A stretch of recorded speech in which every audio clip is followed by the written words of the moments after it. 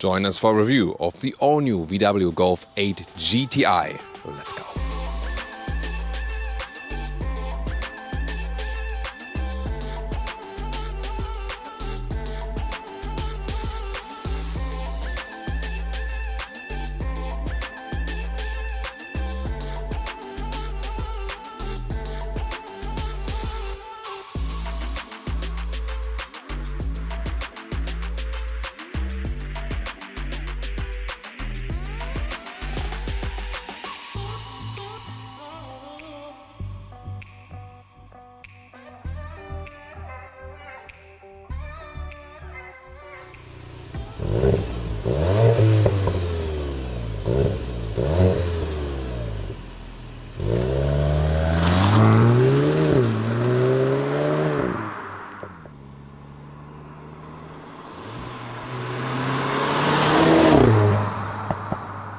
Here in the front, the new Golf generation in general has a new headlamp design, and when you have a GTI, you can see here this red stripe that goes all around the vehicle, and also the daytime running light below that has a middle part here, so that's a very nice idea together with the GTI logo here.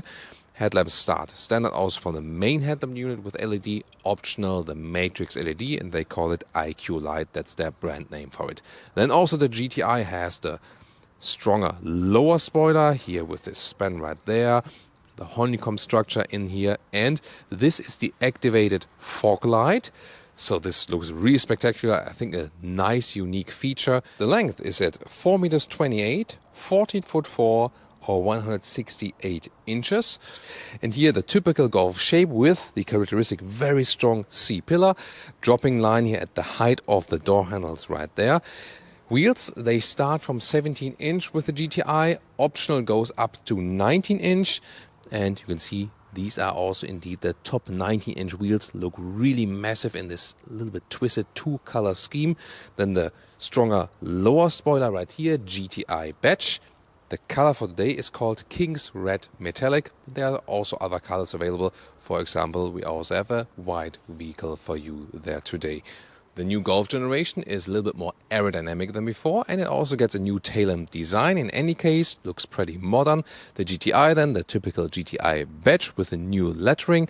And in the lower part here, a contrasting sporty bumper and two real exhaust tips. Finally with the Golf, no job for the autogefühl fake exhaust police. So for the Golf GTI in this 8th generation, you don't have a gas strut. You have to put it up yourself. But they say this is also something for pedestrian safety, because it would be safer for pedestrians when this one is down, there's no gas strut, then popping this hood up potentially. Interesting. Then, engine here, 2-liter TSI, the turbo petrol engine, 245 horsepower, so like the GTI performance version in the Mark 7, the Mark 8 gets here 245 horsepower, 370 newton meters of torque. 6.3 seconds is the acceleration figure to 100 kilometers or 62 miles an hour. And if you're now very clever and say, wait a minute, it isn't faster than before, even like 0.1 seconds slower, yes, due to the updated particle filters and emission laws and so on. But there won't be any felt difference acceleration-wise.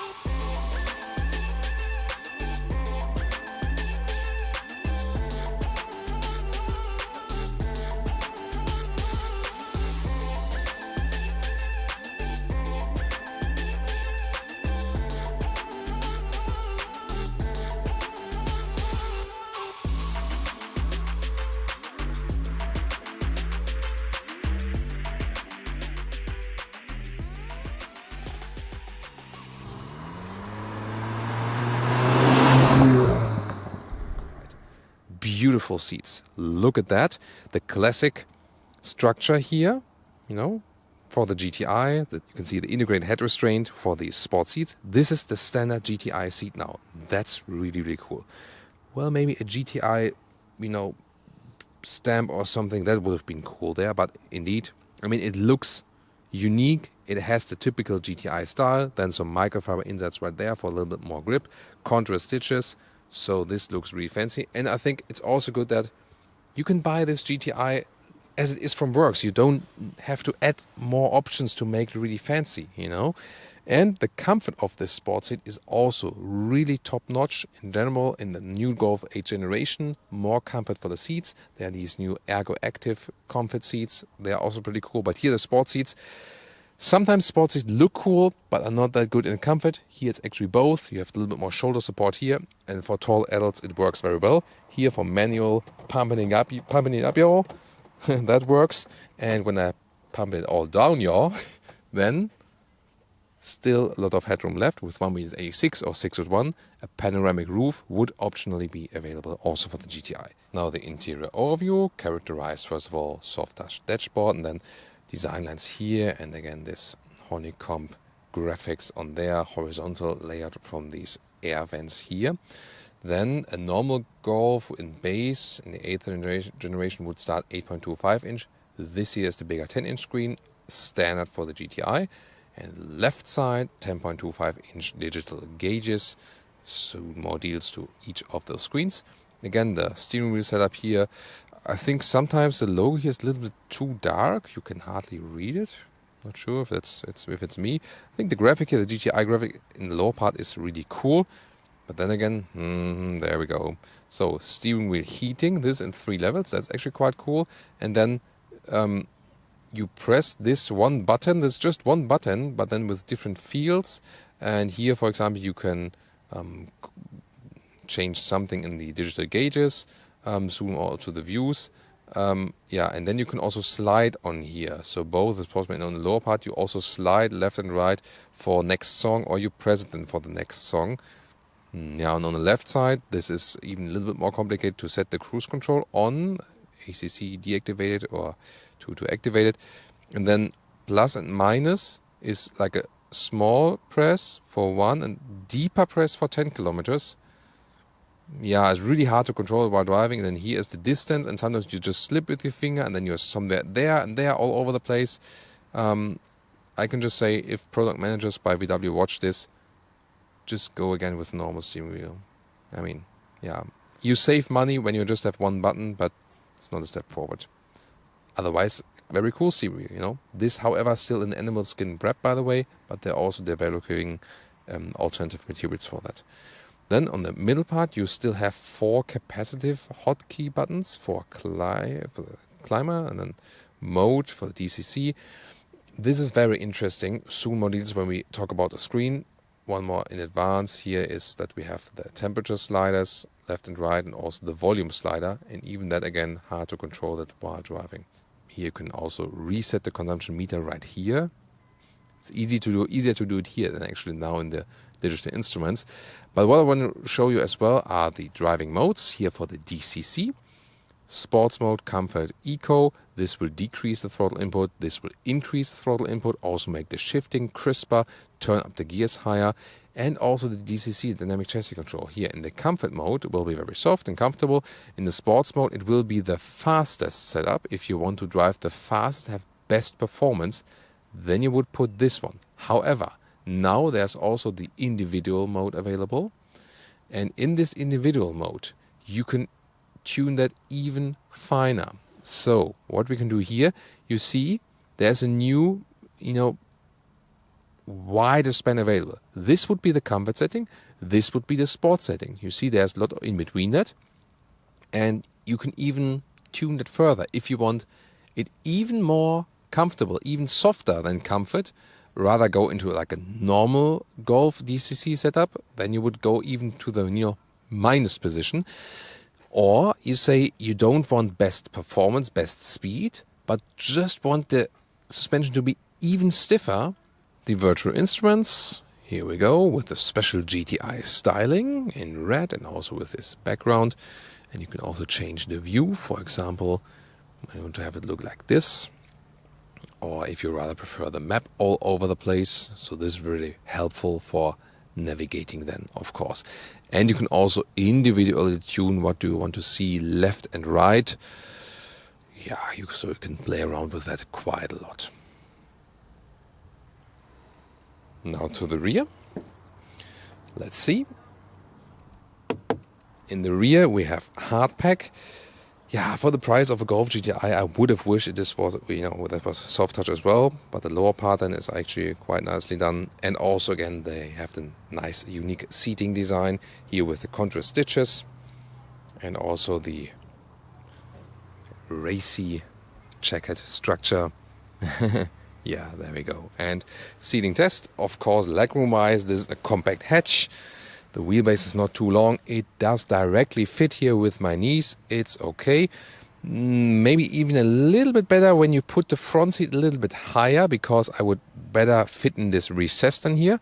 There are some pockets here at the back side of the seats, maybe like for the smartphones, for the kids or so. And it's still reasonably comfortable here for a compact hatch in the rear. Also, the rear seating bench and so on. And the headroom is also, once again, okay. Here, flipping the logo, opens the trunk. That's really good. And also with a square dimension, it's just a compact hatch, but very well usable trunk. Below here, you can also put a replacement tire if you want. There's some sound equipment in there. And here then you also have almost even loading sill. I already folded one of the seat, 2/3, 1/3 split, or with the ski hatch in between.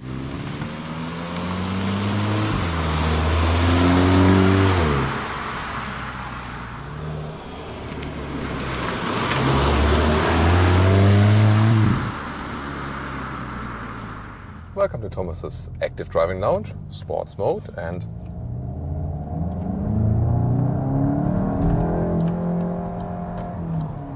yeah, that accelerates quite well, doesn't it?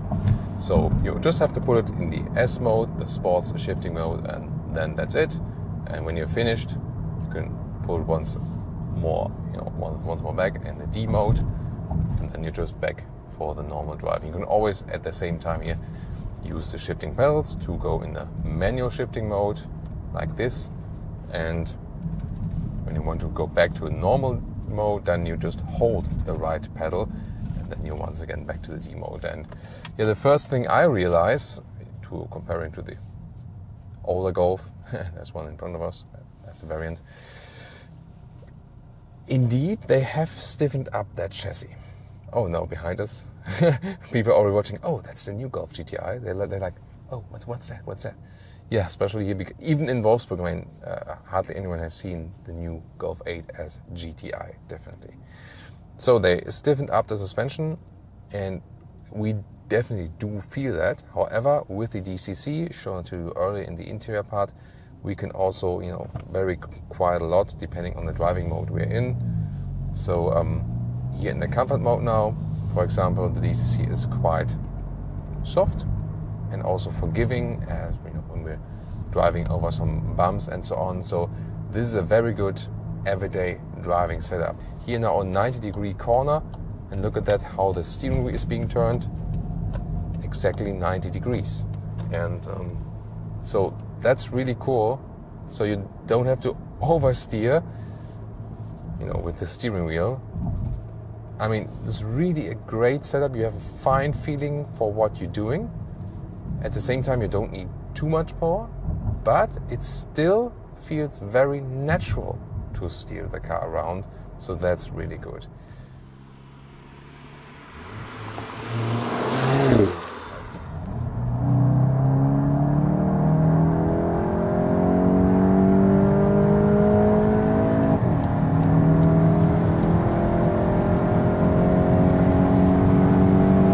That's 180 kilometers an hour, easily reached, nicely done. And so race drivers and engineers promise us that the difference from the Mark 7 GTI to the Mark 8 GTI is more crucial the faster you drive. And I can say it's true. I mean, this is a compact hatch, but it's so calm and collected and sovereign on the road, even at higher speeds. It is also still very silent in here, now at 160 kilometers an hour. Wow. I mean, this driving wise, from how how collected it remains here at these higher speeds, it feels like 1 or 2 segments above. This is really astonishing what a great engineering job here. 170 kilometers an hour, I just used another lane change. It's incredible. I mean, I'm driving a still comfortable suspension here in the sports mode, but yet the car is not shaking at all. Wow, I'm really, really impressed what they've done here. And indeed, this is here when you drive really, really fast. I mean, you felt comfortable before with the Mark 7, definitely. But here in the Mark 8, this is really, really a step further. So, the way I'm sad about the user interface and the software, the more impressed I'm really about driving this vehicle in the new generation.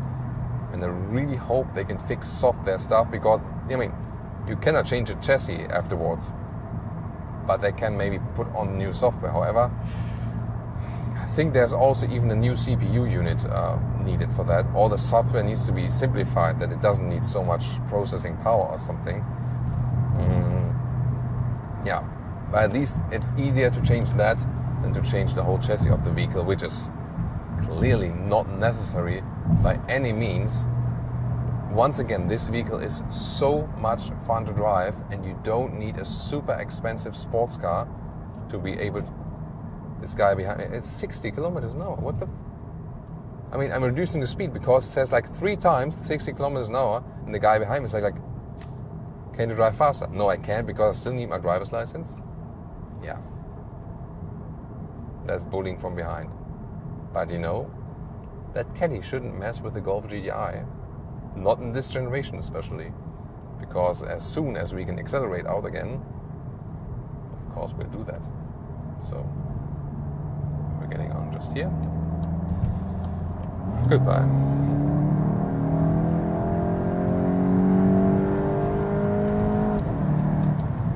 Yeah, there we go.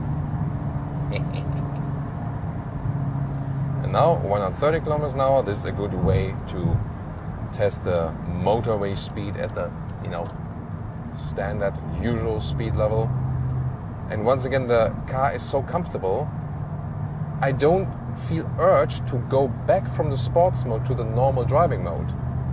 So I'm really once again astonished how comfortable this car is still in the sporty suspension mode, and I think one of the best adaptive suspension I've been driving for a compact vehicle. Yeah, there's this, like, for example, the adaptive suspension by BMW for their big vehicles. That is really like nothing else. But here, yeah, probably one of the best adaptive suspensions ever built for a compact vehicle.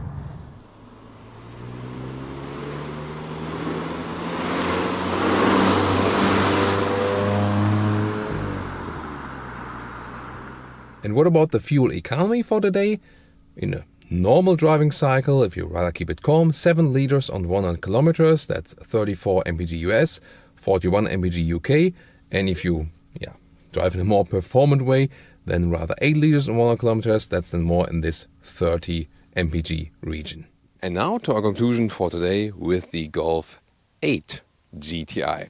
First of all, from the exterior, a very strong styling here for the GTI, and even just from works, you don't need any additional equipment or an additional trim or something that optional. Just how it comes just from the assembly line, I think it has a very sporty look, and it's just finished. You don't need too many options, also with a performance exhaust in the rear and so on. And of course, very cool look with the fog lamps right there. Interior-wise, great seats, they're very well done. More comfort than before. At the same time, they're also a little bit sportier. That's also a scheme about the whole vehicle. It is more comfortable and sporty at the same time. You do have more handling performance, and especially at higher speeds. The car is more precise, a little bit crisper, even better to control, and so sovereign on the road that it feels like it would have a longer wheelbase and would be a segment from above. So, hardware-wise, probably one of the best cars in the segment once again, definitely. And I can really say even better before. So they indeed have a nice notable step from the 7th to the 8th generation. And the difference here, normal Golf to normal Golf and GTI to the new GTI, is a little bit bigger, I feel, especially driving-wise. on the racetrack, it will be even more exciting. Maybe we can deliver that to you at a later stage. Then, sadly, the only downside is the user interface. The software they have on there, the CPU, it's not really suitable. It doesn't keep up with the rest of the vehicle. They really have to fix that because this is such a fantastic vehicle, really. And the price performance is also still very, very good. So they need to have a suitable software for that. It was good before. They could have left the older one, then it would have been fine. So guys, what do you think? Leave us your comments here to the Golf 8 GTI. Has been a very interesting ride here today. Let's discuss this vehicle. Also check out some other versions of the Golf we have, of course, on our channel. See you there or see you next time. Thank you so much for tuning in.